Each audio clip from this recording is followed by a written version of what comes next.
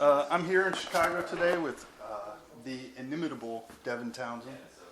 So thanks for taking the time You're to welcome. talk to We Love Metal today. Yeah, no problem, man. You're one of the few people that can get that word out. Well, we try. Inimitable. Inimitable. I was working on that one the other day. That's a hard one. Inimitable. But it's very appropriate, I think. Oh, wicked, nice. It's uncopyable, essentially. So very original. Even by myself sometimes. So you're on tour with Animals as Leaders. Yeah. How's that been going? It's really good. Yeah, it's been a long time since I've done a North American run. And the first week, it takes a little while to sort of shift your perspective. It takes a little while to remember how to effectively be an entertainer. Because you go from a really insular lifestyle to being public, and it's right. It's a shock to the system. So the first week was a little challenging for me. Plus, it was all new material and a new member on stage and knew everything, new gear, everything. So but Trial by Fire is a way that we tend to function, and it's now at a point where I think we're rolling. Okay, good. Lots of sold out shows I saw on the schedule. So crowds have been good for you guys. Yeah.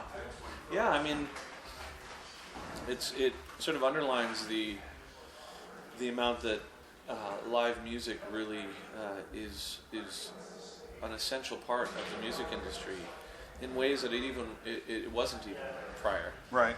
I like to think that in my own insecure way I could just make records and never have to be public. But by going out, you recognize that really it's like Toontrack is supporting it and doing this live stream today, and all these people are aware of it now in ways that you're just not by staying at home. Sure. And I think that a lot of the function of my music, or the music, if you want to look at it that way, is I'm trying to learn how to cope with life and my own humanity in a way, and being thrust into a scenario where you have to participate with other people is probably good for the creative process. Well, kind of along those lines, your sound for a long time has had kind of this grandiose aura to it. Yeah. And I've seen interviews with you, and you're, regular guy, very laid back. But on stage, your persona takes on a bit different. So is that influenced by the music, or the music influence? Well, I don't think I don't hand in hand. I don't think the persona is anything different than who I am. I think it's just an exaggerated version of it, right? Right. I think my reason for things being typically grandiose is that I like to think that I'm wired in a way that's fairly sensitive. And I don't like to think that way. I think that's just how it is. And so I tend to perceive emotions and things like that in ways that it makes the most sense for me to articulate them in grandiose ways. I don't tend to feel hate or love or joy or sadness in a subtle fashion. They seem to be pretty overwhelming, at least at this point in my life. So, who knows how that'll shift in the future. Right. But up to this point, it's certainly been that way. And, maybe the entertainment aspect of getting out there and representing it just seems to go hand in hand with that. It kind of ramps up to just a different level. Yeah, it seems like that's the appropriate way to do it. Okay. Yeah. Our website founder asks all the writers every once in a while, what do you prefer in a live show? Very technical performance, or an entertaining kind of in-your-face performance? Yeah. And both my friend Fred and I referred to you as you're kind of the best of both worlds. I appreciate that. That's the goal. Top-notch as an entertainer, but the technicality is there as well. That's the goal. I appreciate that. That's very kind, man. Some nights we do better at either than the other. Oh, sure. But I think it's I think that's also something really to be aware of as the thing goes on is the level of technical acumen that goes into making these shows work is increasing. The bigger it gets, there's more expectation, there's more this, that, and the other thing. Sure. And so you can't let that fall by the wayside, but I found part of this last week that I found challenging was it's all new material, and I'm spending all this time trying to play it properly. Concentration is there instead of... Yeah, it's no muscle memory yet. So you're focusing on it, and as a result of that, you're not really engaging people as much. And I find that as soon as you do participate with the audience, it's an energy that doesn't seem to be present without like really like trying to connect at least. Mm-hmm. So there's obviously technical shows that function without that kind of direct participation that I feel I'm trying to achieve. But for me at least, it seems like it needs to be a pretty healthy combination of both worlds. Okay. Yeah. Gotta say it really works for you. Thanks, man. So Ziltoid is Yeah. kind of the driving reason for this tour, I assume. One of them, yeah. Well, one of them. Yeah. Why Z2 at this time? Was it just time or Well, pressure? Yeah, it was both. Yeah. Time, pressure, and I think the result of the Z2 record is indicative of the period, just like every record is indicative of the period that it was recorded in. Mm-hmm. I think that the way that my creative outlets function is whatever's been going on in my life. I just, it's like a sponge. You squeeze up water, and Right. when you wring it out, you're going to get water. Squeeze up urine, you're going to get urine. And I think it's been a really chaotic few years, and the reason Ziltoid 2 sounds the way it does, which is chaotic and a sort of a hodgepodge of emotions, is because that's what was going on. It's really as simple as that. And I'm hoping that the next musical thing that I put my mind to will be allowed the liberty of taking more time. But also, I had finished the crowdsourcing campaign, and Sure. as a result of that, I had some excess capital to invest in Ziltoid, which the project has required since the beginning in my mind. So, Due to the different venues, yeah, I always wanted to make a multimedia thing. Right. I always wanted to have, we were able to invest money into the live rig. We were able to invest money into the artwork and the puppets and cases and visuals and things that we needed. right. So it seemed like as much as there was pressure, it was now or never for this one. Yeah. Okay. Well, it's a good thing. Kind of a different take. I wasn't really expecting the sky blue portion, which neither kind of did I. harkens back to the last, well, maybe not just deconstruction, but Epic Cloud, a little Sky addicted, but a little darker than those, I Yeah, I think it's actually really dark. Sky Blue ended up being a record that was essentially a snapshot of what it took emotionally to make the record. So it's sort of this weird, Okay. meta thing that's going on there. But Epic Cloud was a record that was done with a real conscious decision to try and do something positive in a sort of negative environment. Right. And then when it came time to do Sky Blue, to try and repeat that, I wasn't there. I had no interest in it. So I tried in vain to make a bunch of Epic Cloud stuff, and it just ended up being a shitty version of Epic Cloud.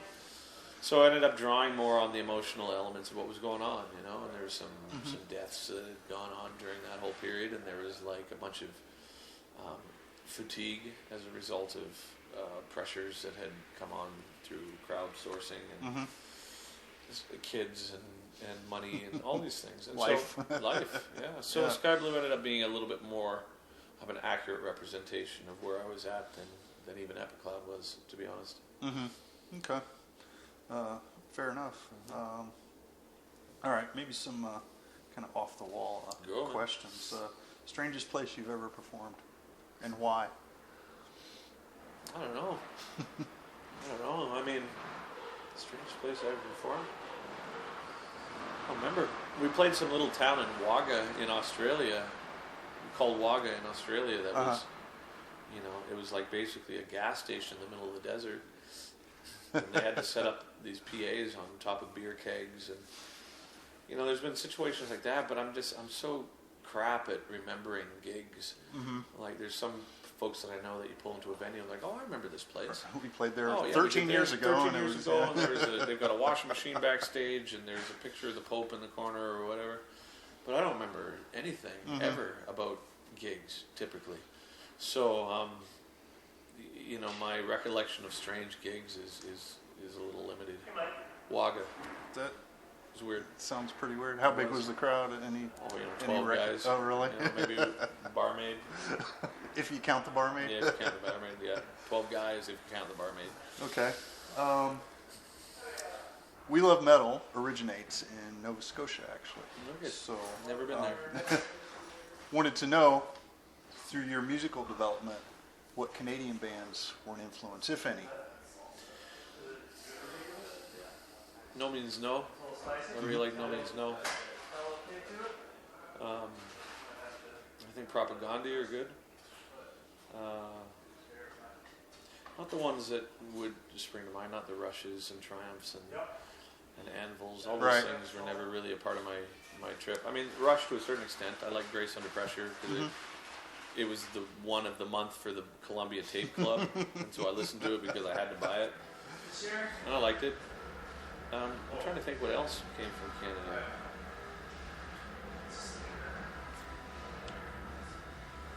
I had Dayglow Abortions, SNFU. No Means No. So it sounds like more in the punk. Definitely. Yeah, I like that scene. I've always liked that scene. Yeah. I don't necessarily fit into it, but I like the attitude of it, And there was a lot of it in Vancouver, Victoria and all that stuff. And I mean, I really like No Means No. I thought they were great. So, okay. Yeah. How does your family deal with your profession, essentially, and your part of it? I don't know. Everybody seems pretty supportive. Yeah. I mean, I've got wife and kids, and I talk to them every now and then, and they don't seem to hate me yet, which is good. Right. My mom and dad and sister, they, it's what I do. It's what I've always done. It's not like I'm experimenting with something. It's like how I'm wired is to do this. Right. This is who I am. And as much as I hate to admit that my personality is so heavily invested in what I do professionally, as a result of how I write, it is. So I think it's part of the deal.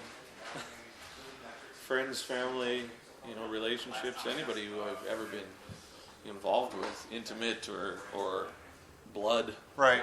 They're like, that's what I do. That's just who I am. Who right? Devin is. Yeah. So. Yeah. Okay. So everybody's found ways to sort of function. Yeah. When I'm there, they function with me, and when I'm not, they function without me. Okay. I think some artists I've talked to, I say some, essentially all of them say, family support is good. I couldn't do it without it. I don't think anybody could in this day. If I was in relationships with people that gave me tons of grief about what I do, it just wouldn't last. Right. And it's not like, hey, I'm choosing this over that. It's just, I've tried to stop making music, man, and it's like, I'm a musician. It doesn't work. It doesn't work. So, I don't want to say it like as an ultimatum, because I've never had to give an ultimatum to anybody, but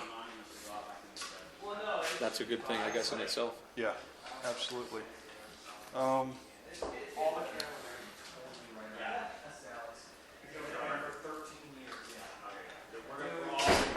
There it is.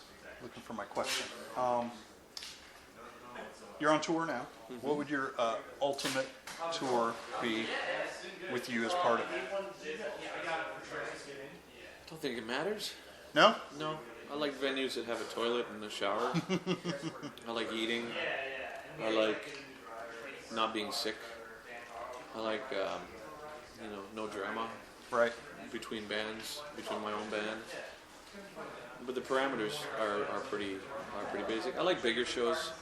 I'm more of a fan of big shows than I am of small shows. Like I like festivals. like fests in Germany, or I like festivals. I like arena shows. I like all that stuff. Okay. Yeah, I find it articulates the vision that I'm hoping to achieve in a way that seems a little more appropriate. But I mean, the club shows are cool too. I mean, yeah. I don't know if I don't know if I think of it in terms of like what a perfect tour would be. This is okay. This works good. Yeah. Okay. You're doing what you love to do, so I do. hard to ask for more than that. Yeah, well, it really is. I think there's this real propensity for wanting more, and I don't need any more. I'm good, you know. That's good to hear. Yeah. We want more from you. Yeah. That's give the what I problem. can. We I'll give what I want can. more, but I'll give what I can. I think that's the thing is after a certain amount of time, you realize that there's not enough of you to go around. So you've got to defend yourself sure. from, you know, because you can give and give and give and give and give, but it's never going to be enough. At some point, right? You have to just be able to, like, you know, in order for me to continue to give, this is what I need to do. And I'm finding that's a bit shocking sometimes, you know, shocking in ways that I wasn't anticipating, because I always used to be very public with people. But now I'm finding it's like, you can't really give enough. Like last night, it was like, we're waiting out in the cold, we're freezing, you have to come meet us.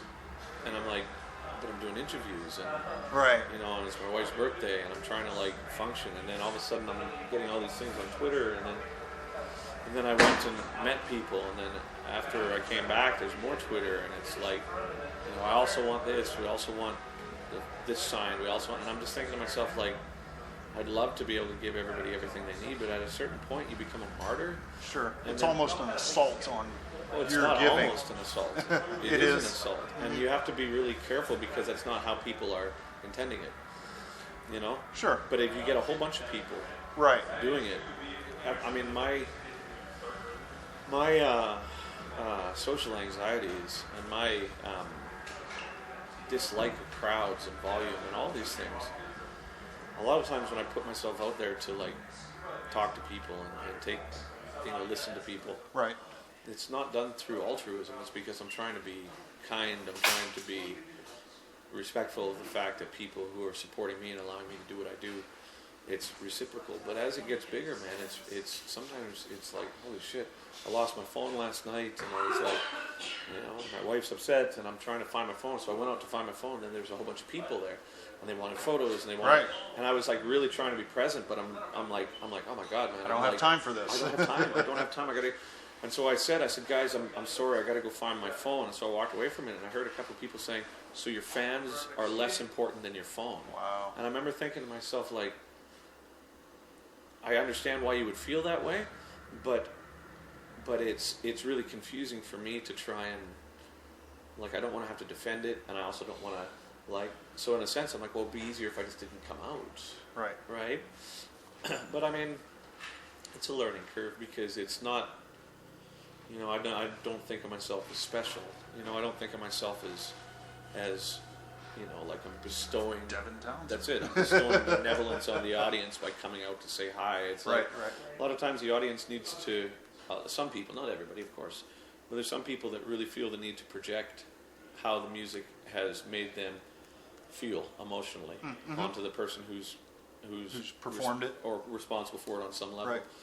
And your responsibility as an artist in that point, I think, is to listen, not to absorb it. In fact, you have to deflect it in a lot of ways because, you know, the door is locked, sorry. But it's, oh yeah, we'll be done in just 3 or 4 minutes, man. Just the camera's right outside the door here, would knock it over.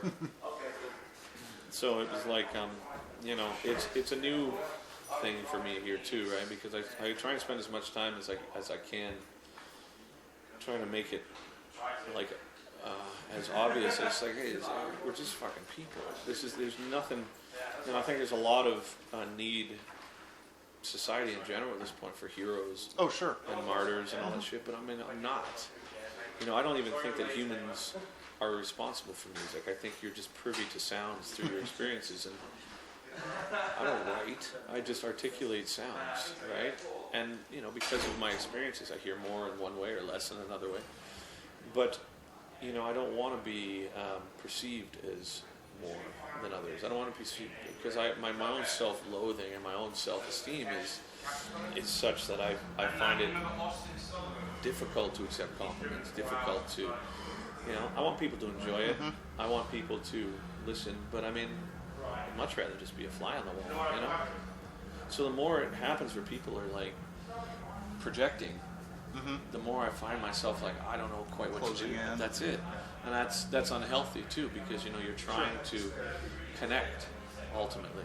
So it's this fine line between how do you close in and be defensive of your own mental health versus how do you get out there and perform and not just be a total ham, you know, like Meatloaf style, where you're out there and you're like, I'm here for you guys, you know? Right. It's a fine line, and I'm still learning. Right? Okay. Yeah. It's a tough life, I think. No, it's a beautiful not life. Yeah. Situation, I think, for some of those things. I don't know. Tough might not be the best word because Okay. I'm very fortunate to do what I do. Yeah. But I think it's more because of the way that I'm wired. It's confusing in ways that it might not be for others. Okay. Not everybody else. There's some people it's way more confusing than it is for me. You know, Kurt Cobain or somebody like that. Right. I'm certainly not at that level of being tormented by it. But there certainly is a balance of things that can only happen through experience, and I'm still wading my way through it, but it's certainly something that I'm very happy. Okay. Yeah. Final question. Yeah. Our site is called We Love Metal. Why does Devin Townsend love metal? Yeah, I think it's a way to represent emotions that harkens back to what we were talking about earlier with my connection to emotions. I don't take things lightly, typically. I think things are heavy. I think love is heavy. I think hate is heavy. I think war is heavy. I think sadness is heavy. And metal's heavy. So for me, it's a musical format for me to really hammer home things. And that's what my proclivities are artistically, is to really make grandiose statements. So what else is going to work? It's worked so far. Yeah. Thanks. All right. Well, thanks for your time. You're I more really welcome, appreciate man. it. Thank you for being here. Thanks to Century Media or Inside Out for Inside setting up. Wicked, man. So appreciate it. I'm going to drink some water, take All a right. pee, start singing. All right. Thanks, buddy. Good. We're